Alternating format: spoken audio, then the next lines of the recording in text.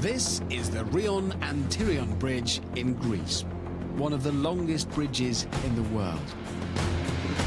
It crosses some of the most active earthquake fault lines in Europe. It also sits in a powerful natural wind tunnel. And there's nothing solid at the bottom of the sea to build it on. To make matters worse, this coast is moving away from that coast every day.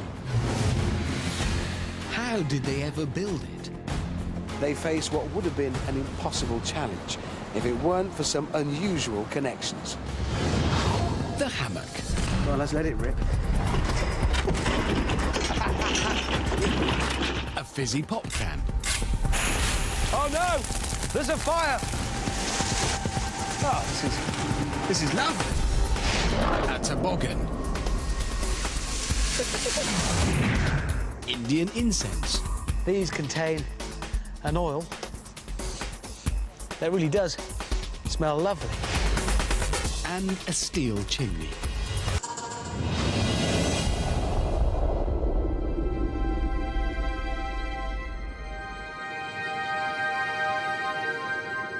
The Gulf of Corinth slices deep into mainland Greece, but at its western end, it's very narrow. To avoid a 280-mile detour around the mainland of Greece, you only need to cross this small stretch of water.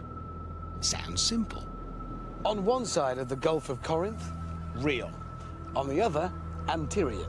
You see what they did? Rion, Antirion. 100 years ago, the Greek Prime Minister dreamed of a bridge to connect the two places. Without some unprecedented engineering, that bridge would still be a dream.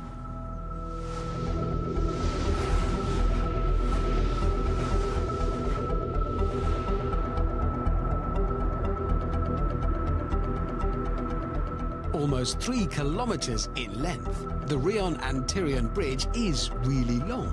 But most incredibly, it's practically earthquake-proof. Which is reassuring, as it sits in one of the most active seismic zones in all of Europe. It can withstand shocks measuring 7.4 on the Richter scale, enough to completely destroy your average bridge. Back in 2008, the bridge was hit by a tremor. The shaking ground had caused buildings to collapse less than 25 kilometers away, killing 2 people and injuring many more. Amidst the chaos, the bridge survived unscathed, allowing emergency traffic to pass safely and quickly over the Gulf. But surprisingly, shaking ground wasn't the first challenge earthquakes posed to the bridge builders. Before they could start, they had to deal with what lay at the bottom of the sea.